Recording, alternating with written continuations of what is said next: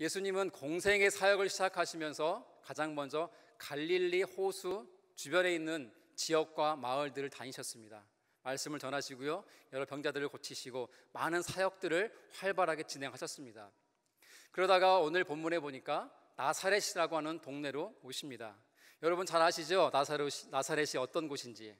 예수님의 고향입니다. 예수님이 태어난 곳은 베들레헴이지만 예수님 자라는 곳은 나사렛입니다.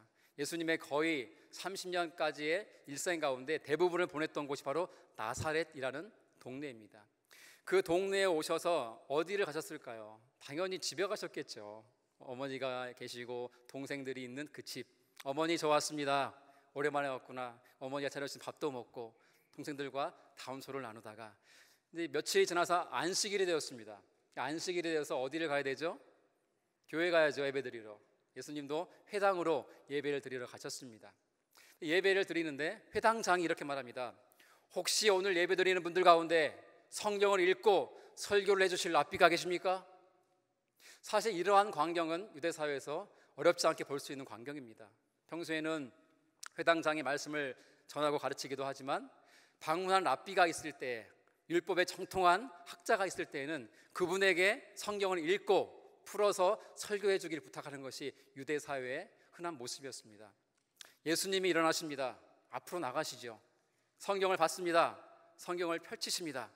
읽으신 곳이 바로 이사야서 61장 1절로 3절까지 말씀입니다. 오늘 본문의 18절 19절 말씀인데요, 우리 함께 같이 읽어보겠습니다.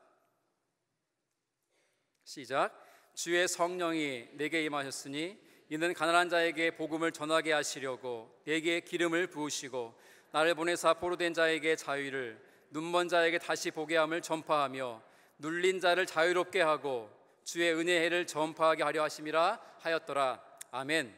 이 이사야서 61장 1절로 3절까지의 말씀은 예수님의 사명 선언문입니다. 예수님이 왜 이 땅에 오셨고 앞으로 내가 어떠한 사역을 감당할 것인가 하는 것을 이 짧은 세 구절의 말씀으로 표명해 주고 계십니다. 예수님이 오셨고요, 성령이 그 가운데 권능으로 임하셨습니다. 그 이유는 가난한 자에게 복음을 전하기 위함이었습니다. 그렇습니다. 주님이 오신 이유가 하나가 있다면 그것은 가난한 자에게 복음을 전하기 위함입니다. 포로된 자에게 자유를 선포하시고 눈먼 자에게 다시 보게 함을 선포하고 눌린 자에게 자유를, 그리고 주의 은혜의 해를 전파하기 위해서 예수님이 오셨다는 것입니다. 근데 이 말씀을 하신 다음에 20절 보실까요? 책을 덮어 그 맡은 자에게 주시고 앉으시니 회당에 있는 자들이 다 주목하여 보더라. 여러분 상상해 보실까요? 제가 성경 봉독을 했습니다. 성경을 덮고 들어가 자리에 앉아 있습니다. 여러분 어떻게 하시겠습니까? 다 저를 바라보시지 않겠습니까? 또 유목사가 왜 그러지? 설교를 안 하고 왜 성경만 읽고 내려가지? 지금 이러한 상황입니다. 예수님이 이사야서 61장의 말씀을 읽으신 다음에 성경을 맡은 자에게 돌려주시고 다시 자리에 돌아가서 앉으신 거예요. 하여 사람들이 다 그를 주목해 바라보고 있는 거예요. 왜 설교를 안 하시지? 그때 예수님이 21절 이렇게 말씀하시죠. 이에 예수께서 그들에게 말씀하시되 이 글이 오늘 너희 귀에 응하였느니라. 이 말씀이 오늘 너희 눈앞에서 이루어졌느니라 선포하십니다. 이게 무슨 뜻입니까? 내가 바로 이사야가 예언한 바 그 오리라 하였던 메시아, 그리스도, 구원자, 하나님의 아들이다. 내가 그니 실제로 너희 앞에 내가 서 있다. 이 말씀이 오늘 너에게 이루어졌다 선포하신 말씀이에요. 그 말씀을 하신 다음에 사람들이 어떻게 반응합니까? 22절에 그들이 다 그를 증언하고 그 입으로 나오는 바 은혜로운 말을 놀랍게 여기 이르되 이 사람이 요셉의 아들이 아니냐. 여러분 이 말씀이요 칭찬이 아니에요. 요셉의 아들 예수 아니야? 말 좀 하네. 뭐 이런 식의 높이는 건 아니지만 그냥 하는 말이 아닙니다. 이것은 비웃음이고 조소입니다. 마태복음 13장과 마가복음 6장에 보면 이 사건을 함께 병행구절로 기록하고 있습니다. 마태복음 13장 54절부터 56절까지 말씀을 한번 봉독해 보도록 하겠습니다. 읽으시죠? 고향으로 돌아가사 그들의 회당에서 가르치시니 그들이 놀라 이르되 이 사람의 이 지혜와 이런 능력이 어디서 났느냐? 이는 그 목수의 아들이 아니냐? 그 어머니는 마리아라. 그 형제들은 야고보, 요셉, 시몬, 유다라 하지 않느냐? 그 누이들은 다 우리와 함께 있지 아니하냐? 그런즉 이 사람의 이 모든 것이 어디서 났느냐 하고. 여러분, 여기까지요. 여러분, 이게 어떤 뉘앙스인지 아시겠어요? 목수의 아들 아니야? 쟤도 목수라며. 제 아버지는 죽은 목수 요셉이잖아. 맞네. 마리아의 아들 맞지? 맞지. 저 예수의 형제들이 우리 가운데 있잖아. 야고보와 요셉과 유다와 시몬이 우리와 함께 있잖아. 그 누이들은 어때? 이 동네 사람들 아니야? 저 예수 어릴 때 내가 코 닦아줬어. 저 가문 별 볼 일도 없다고, 내세울 것도 없는, 특출할 것도 없는 이 가문인데 어찌 예수의 입에서 저런 지혜롭고 권능 있는 말을 할 수 있지? 놀라는 거예요. 감탄하는 거예요. 하지만 그들은 조소입니다. 어떻게 해요? 어찌 목수에게서 저런 말씀이 나올 수 있을까? 믿을 수 없다라는 거예요. 용납하지 못하는 거예요. 정말 이 사실을, 이건 사실이 아니야 하고 눈으로 보고도 거부하고 있는 겁니다. 그러한 그들의 태도를 그 다음 구절 57절은 이렇게 말씀하고 있죠. 시작하면서 보실까요?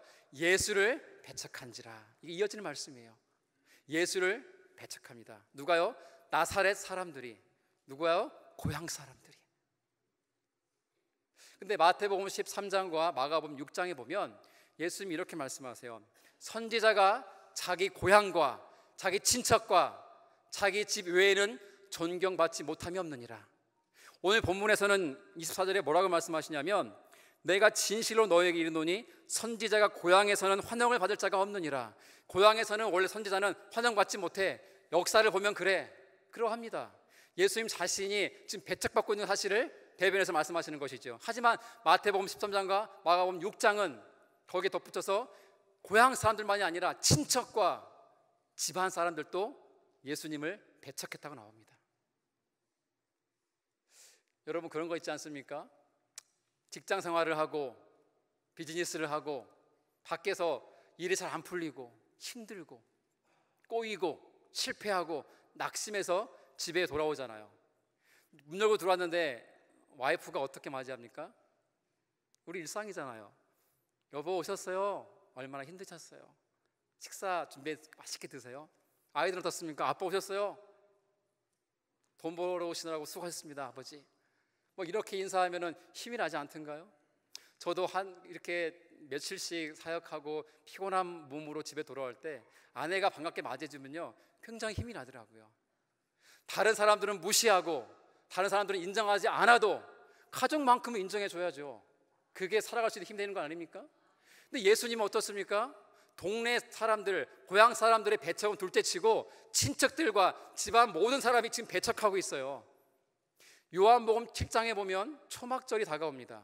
초막절이 다가오면서 동생들이 예수님께 하는 얘기예요. 형 하면서 뭐라고 말을 하는가? 말씀을 볼까요? 요한복음 7장 3절 4절 말씀 같이 읽으시죠. 시작. 그 형제들이 예수께 이르되 당신이 행하는 일을 제자들도 보게 여기를 떠나 유대로 가소서.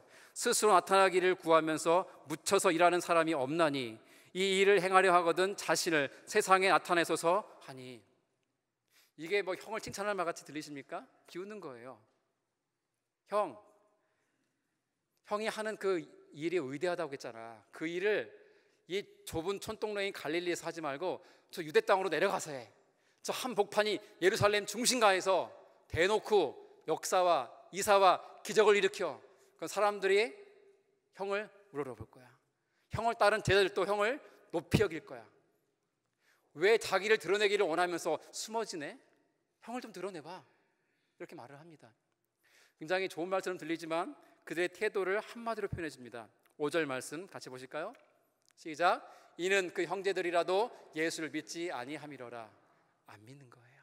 단지 형인 거예요. 단지 함께 자랐고 함께 밥 먹었고 함께 놀았던 형에 불과한 거예요. 인간 예수로만 바라보고 있는 거예요.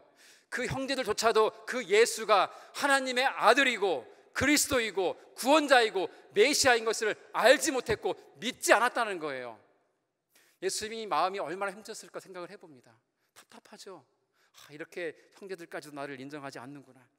이러한 상황 속에서 예수님이 오늘 본문의 25절부터 27절까지 두 가지의 사건을 말씀하십니다. 하나는 엘리야 시대에 일어났던 사건이고요, 두 번째는 엘리사 시대에 일어났던 사건입니다.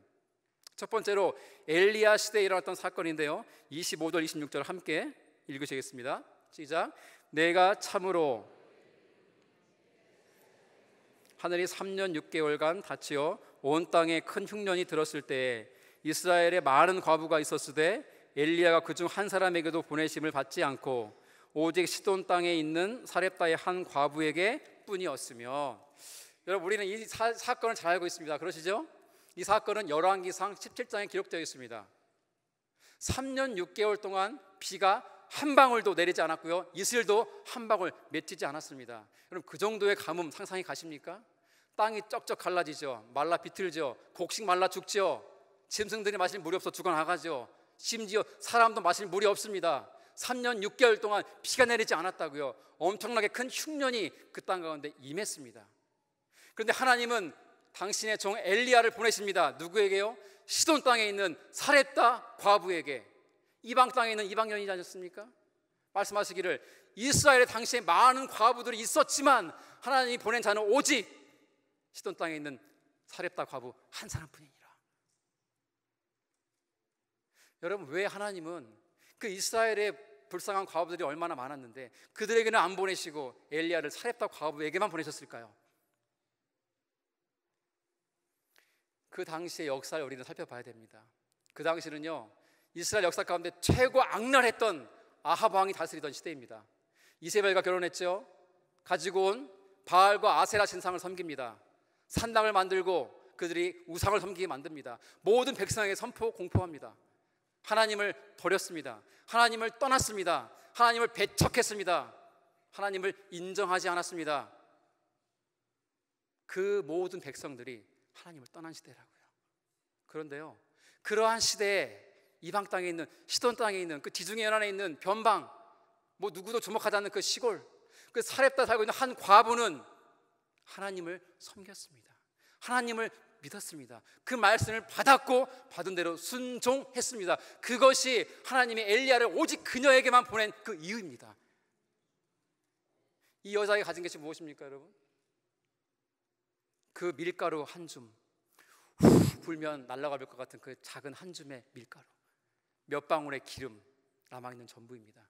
이제 이것으로 빵을 만들어서 마지막 식사를 아들과 함께 하고 이제는 죽음을 맞이할 그러한 비참한 상황에 처했습니다.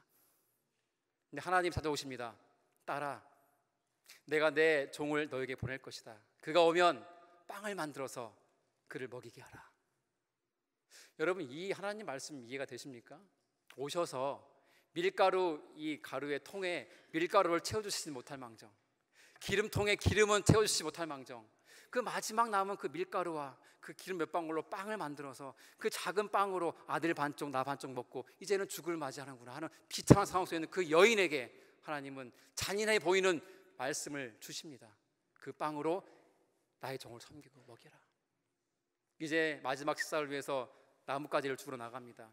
나뭇가지를 줍고 있는데 엘리야가 찾아옵니다. 나에게 물 좀 주시오. 이 가뭄의 때에 마실 물도 없는데 물 달라 합니다. 숨겨두었던 그 약간의 물, 그 물을, 생명과 같은 물을 엘리야에게 대접합니다. 엘리야가 말합니다. 나에게 빵 좀 주시오. 참 너무한 사람 같죠. 나에게 빵 좀 주시오. 그러자 이 여인은 그 정말 한 줌밖에 안 되는 밀가루와 기름 몇 방울로 빵을 만듭니다. 그리고 그 빵으로 엘리야를 먹입니다. 엘리야는 맛있게 먹습니다. 참 나쁜 사람처럼 보여요. 나눠 먹어야죠, 그거를. 여러분 생각해 보세요. 그 과부의 아들은 엘리야 앞에서 어떻게 하고 있었겠습니까? 막 침을 꼴깍 삼키면서 보고 있지 않았겠습니까, 이렇게? 근데 엘리야는요, 나눠줬다는 말이 없어요. 혼자 먹어요. 잔인하죠. 그런데 하나님의 기적이 이제 일어납니다. 엘리야가 그 빵을 먹고 그 사렙다 과부를 축복합니다. 그래서 3년 6개월 가뭄이 끝나기까지 그 밀가루의 통에 밀가루가 끊이지 아니하고 그 기름통의 기름이 멈추지 않습니다.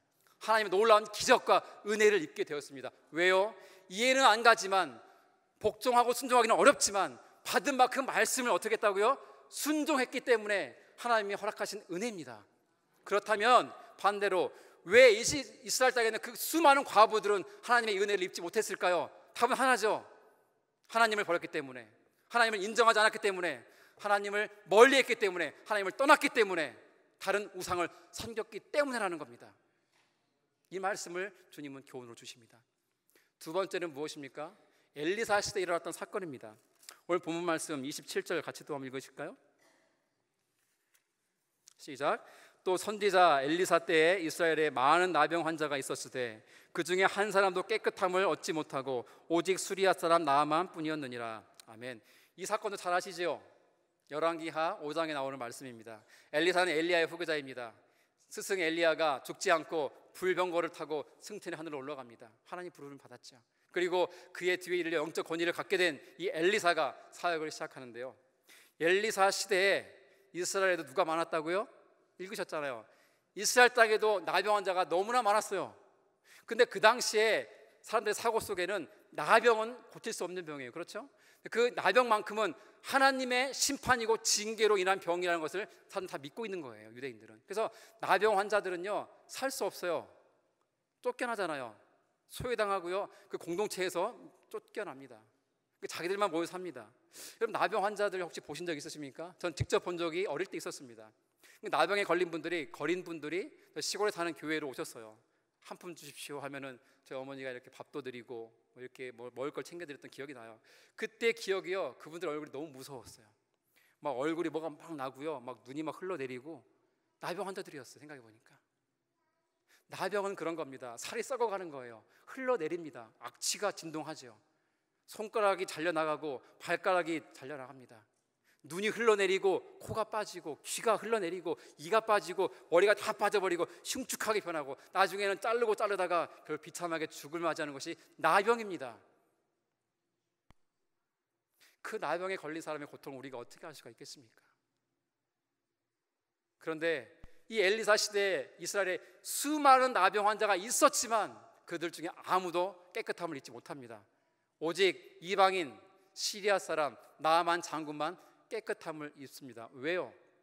그는 자기의 시종, 여종이죠. 유대에서 잡은 여종이 그 나병에 걸린 자기 주인을 보고 안타까워서, 우리 고국에 가면은 엘리사 선생님이 계신데 그 엘리사 선생님께만 보여드리기만 하면 나을 겁니다. 말이나 됩니까 그게?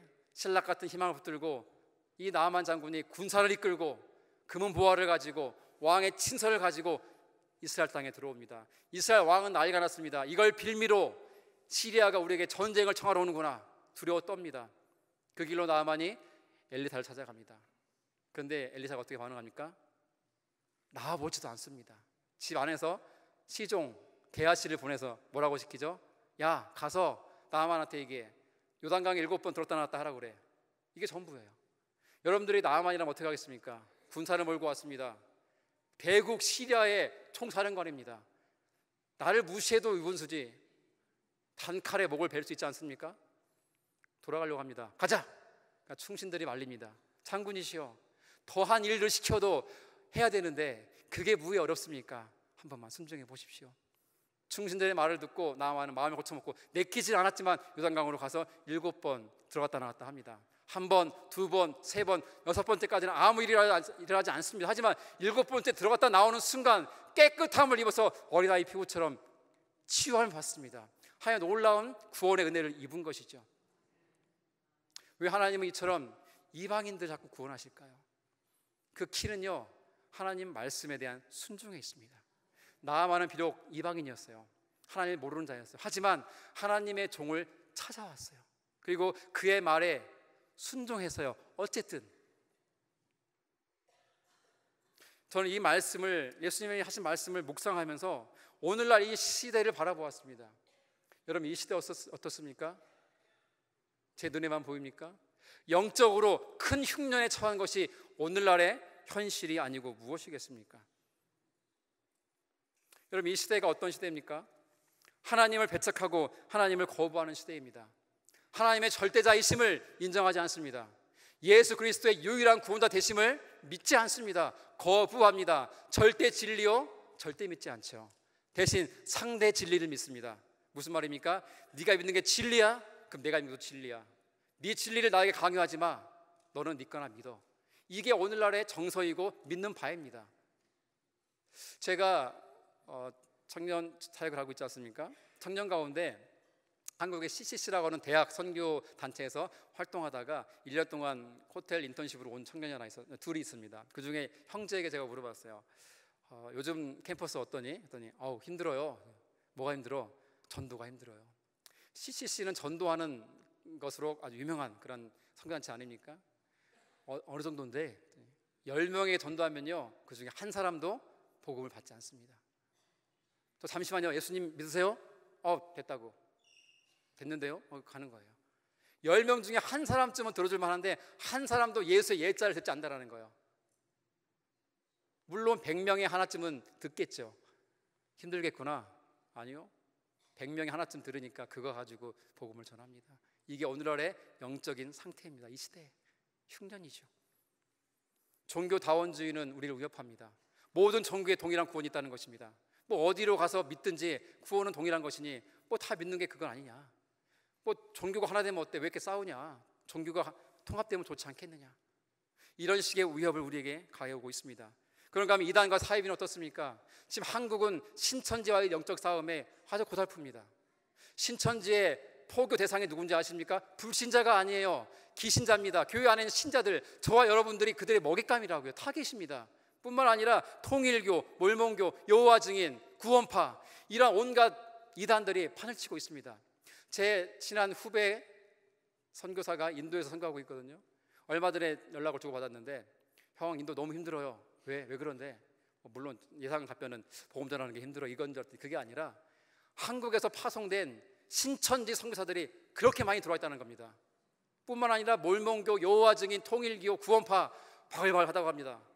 자기가 선교하러 갔는데 그렇게 많이 있는 줄 몰랐대요. 지금 이 인도 사람들은 그 이단에 넘어가고 있다고 합니다. 이런 시대예요. 영적인 큰 흉년의 시대입니다. 성적인 타락은 어떻습니까?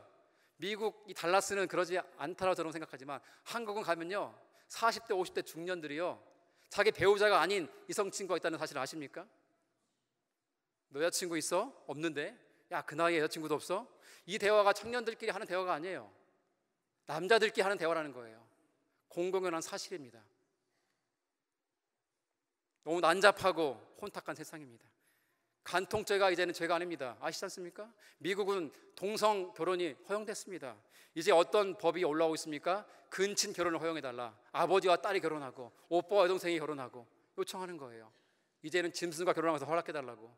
유럽은 법으로 올라왔습니다. 지금 이게 말이 됩니까? 더 큰 문제는 뭡니까? 교회의 타락입니다.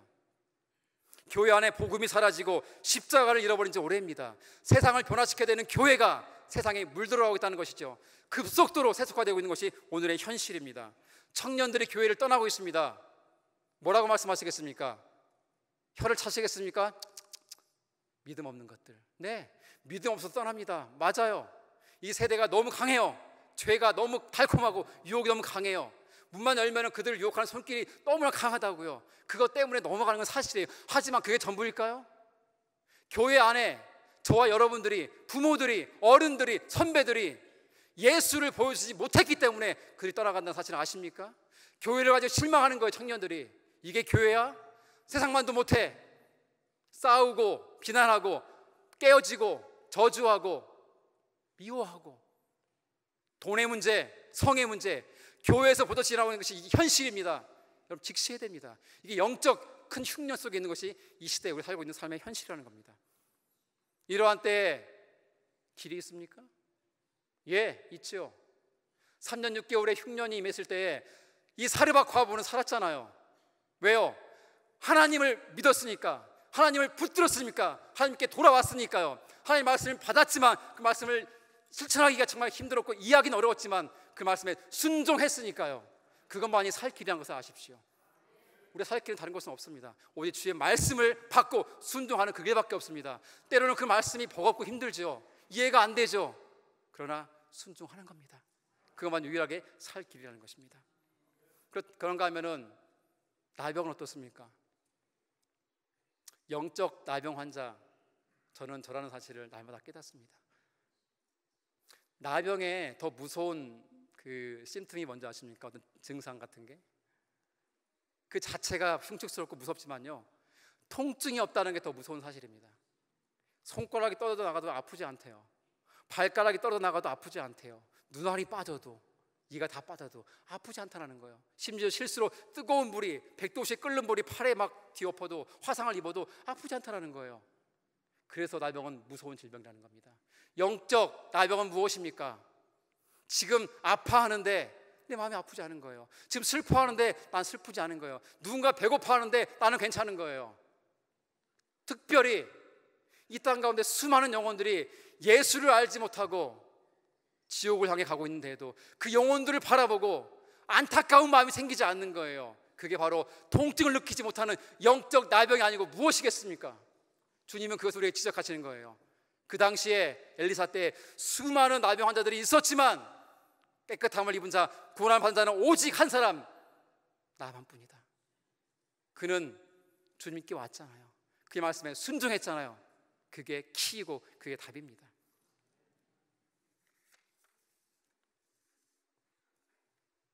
교회 안에 있다는 것이 우리의 영적 건강을 담보하는 것이 아닙니다. 우리가 주일을 성수하고 11조를 낸다고 하는 것이 우리의 영혼이 건강한 것을 증명해 주지 않습니다. 여러분, 시소를 아십니까? 어릴 때 놀이터에 가면 시소가 있잖아요. 시소를 타면 한쪽은 내려가고 한쪽은 올라갑니다. 저도 연애할 때 시소를 많이 탔었는데요. 남자로서 하늘을 나는 기분은 참 잊을 수 없었습니다. 시소가 동시에 올라가는 일은 없죠. 한쪽이 내려가면 한쪽은 올라갑니다. 한쪽에도 내려가면 한쪽이 올라갑니다. 이게 시소예요. 우리의 삶에 두 개를 잡을 수는 없습니다. 성령을 따라가는 삶, 육신의 욕심을 따라가는 삶, 이 둘 중에 하나입니다. 갈라디아서 5장의 말씀 보실까요? 16절 18절 함께 공독합니다. 내가 이르노니 너희는 성령을 따라 행하라. 그리하면 육체의 욕심을 이루지 아니하리라. 육체의 소욕은 성령을 거스르고 성령은 육체를 거스르나니 이 둘이 서로 대적함으로 너희가 원하는 것을 하지 못하게 하려 함이니라. 너희가 만일 성령의 인도하시는 바가 되면 율법 아래 있지 아니하리라. 아멘. 성령을 따라 살아가면 육체의 욕심을 이루지 않는다고 그랬어요. 반대로 육체의 욕심을 따라 살아가면 성령의 소욕을 이루지 못한다는 거예요. 이건 시소와 같습니다. 두 가지를 택한다고요? 지나친 욕심입니다. 불가능합니다. 성령을 따르는 겁니다. 주의 말씀 붙드는 거죠. 주님을 인정하고 바라보고 나아가는 것입니다. 거기에 답이 있습니다. 그레이스라는 이름을 가진 한 코리안 아메리칸 2세 자매가 하나님의 강하게 부르심을 받고 중국으로 단기 선교를 떠났습니다. 그녀가 간 단기 선교지는 나병 환자촌이었습니다. 처음에는 그 나환자들의 그 흉측한 모습을 참아 볼 수도 없고 만질 수도 없어서 피했습니다. 하지만 계속 피할 수는 없기에 하루 이틀 지나면서 점점 사역을 조금씩 감당하기 시작했습니다. 한 달이 지나고 두 달이 지나고 시간이 지나가면서 이제 그 그레이스는 그 나병 환자들의 그 흐르는 고름을 닦아주고 약을 발라주고 그들에게 피로를 채워주고 심지어 손을 잡아주고 안아주기까지에 이릅니다. 그런 과정에서 이 그레이스는 하나를 깨닫습니다. 아, 주님 감사합니다. 저를 그것 때문에 여기를 부르셨군요. 주님 옳습니다. 제가 바로 영적인 나병 환자였습니다. 저는 제 이기심에 빠져서 제 중심으로 살아왔습니다. 하나님이 한 번도 제 주인 된 적이 없습니다. 입으로는 하나님을 고백했지만 진정으로는 저는 주님을 인정하지 않고 살았습니다. 그 모습을 보게 하시니 감사합니다. 하나님의 사랑을 받고 있음에도 불구하고 하나님을 사랑하지 못했습니다. 하나님이 사랑하신 이 영혼들을 바라보고 살면서도 아픈 마음이 느껴지지 않았습니다. 제가 나병 환자였군요. 주님, 제가 바로 강도 만난 자에게 그냥 지나쳤던 제사장이었고 레위인이었습니다. 저의 끔찍한 나병을 보게 하시니 감사합니다. 그 그레이스는 그 자리에서 회개합니다. 주님을 붙듭니다. 그 말씀에 순종하여 사랑으로 섬기기 시작합니다. 처음에는 몇 개월만 갔다 그랬던 그 선교가 2013년 2월에 갔던 선교 지금도 진행 중에 있습니다. 저는 이 그레이스 자매의 이 간증을 이 전화를 통해서 보면서 감동이 왔습니다. 그리고 깨달았습니다. 아, 이 이야기가 그레이스만의 이야기가 아니구나. 바로 나의 문제구나. 하나님 그것을 보기 원하게 하시는구나. 오늘 본문이 그 말씀 하시는 거예요. 너희가 바로 나병 환자라는 거예요. 너희가 바로 이 큰 흉년의 때에 처해 있는 과부라는 거예요. 그런데 왜 나에게 오지 않느냐는 거예요. 왜 내 말씀에 순종하지 않느냐는 거예요. 주님의 이 안타까운 말씀을 여러분 느껴지십니까? 그 주님 말씀의 그 뜨거운 열정을 여러분 느껴지십니까? 그것이 주님께 돌아와야 됩니다. 주님 붙들어야 됩니다. 요즘 여러분 무엇으로 많은 시간을 보내십니까? 청년들이여 돌아오십시오. 스마트폰입니까? 그 스마트폰이 여러분들의 주인입니다. 기억하십시오. 돈을 벌고 계십니까? 옳습니다. 돈을 벌어야죠. 그러나 돈은 또 돈을 낳죠. 더 투자할 데가 어딘가. 한 주간 동안 투자할 곳을 찾습니다. 로케이션이 좋은 가게가 어디 나와 있는지 살펴봅니다. 점점 하나님과 멀어집니다. 내 삶에 돈이, 내 관심이, 내 취미가, 내 여가 생활이, 다른 그 무엇이 나를 채우고 있다면 우리는 적어도 영적 나병 환자들입니다. 주님 우리를 초대하십니다. 절망하지 마십시오. 소망이 있습니다. 우리 주님이 소망이십니다. 주님 말씀하십니다. 내가 너희 가운데 온 것은 가난한 자에게 복음을 전하기 위함이다. 너희가 갇혀있구나. 내가 너희에게 자유를 주러 왔노라. 너희가 보지 못하는 영적인 소경이구나. 내가 눈을 또 보게 하리라. 너희가 억눌려 있구나. 자유케 하리라. 내가 주의 은혜의 해를 선포하리라. 주님께 오라는 거예요. 주님을 인정하라는 거예요. 누구로요? 예수를 그리스도로 인정하라는 거예요. 하나님을 나의 하나님으로 인정하라는 거예요. 여러분, 인정하는 것이 중요합니다. 저는 청년 사역을 하고 있으면서 언제 제가 참 기쁨이 있고 행복하냐면요, 이런 때예요. 목사님 저 이사했어요. 그래? 우리 집 와서 예배 드려주세요. 저는 쉬는 날이 월요일이잖아요. 근데 월요일 날 초대해도 월요일 날 갑니다. 왜요? 너무 기뻐서. 너 참 귀하다. 사람들은 이사하고 나서 친구들 불러서 집들이 한다고 먹고 마시고 노는데 너는 이사하고 예배를 드리는구나. 동시에 네가 나를 목사로 인정하는구나. 인정하는구나. 저는요 마음껏 축복합니다. 마음껏 기도합니다. 관심을 갖습니다. 목사 우리 둘이 연애하기로 했습니다. 정말 너무 기쁘다. 여러분, 연애 시작할 때 목사님이 와가지고요 알려주는 청년들이 있어요. 가장 먼저 하나님 말고는요 목사님 처음이에요. 뻥인지 뭔지 모르겠지만 믿죠 저는. 근데 여러분, 제 마음 아플 때가 다 알아요. 이제는 소문 나서 사귀는 거. 근데도 한 번도 찾아오지 않는 애들이에요. 왜요? 목사로 인정하지 않는 거예요. 죄송합니다. 저는 그런 애들에게 목사일 수 없습니다. 저는요 그들이 아니라 정말 찾아와서 나누고 위로해주고 나를 정말 목사로 인정해주는 사람에게 저는 목사입니다. 어제도 청년부 예배 끝났는데 밤늦게 청년 하나 찾아왔습니다. 무슨 일이야? 목사님 저 너무 아파요. 병원 가봐서 갔다 왔는데 정확하게 모르겠어요. 그래, 기도하자. 서로를 얹고 기도했습니다. 하나님의 긍휼과 자비를 구했습니다. 너무너무 기뻤습니다. 그래, 나에게는 능력이 아무것도 없지만 네가 나를 목사로 인정하는구나. 내가 널 위해서 계속 나을 때까지 기도하마. 사람도 이런데 하나님은 오죽 그러시겠습니까? 여러분, 하나님 정말 하나님을 인정하십니까? 예수를 여러분들 구원자로 인정하십니까? 내 삶의 중심의 주인으로 삼고 계십니까? 그것이 되지 않는다면 우리는 회개해야 합니다. 나아만이 요단강 물에 7번 들어갔다 나온 것처럼 우리의 죄를 씻어야 됩니다. 오직 예수의 피만이 우리의 죄를 씻습니다. 그 은혜와 그 긍휼과 그 자비가 우리를 초대하고 있습니다. 이 시간 이 찬양으로 함께 주님께 나아갔으면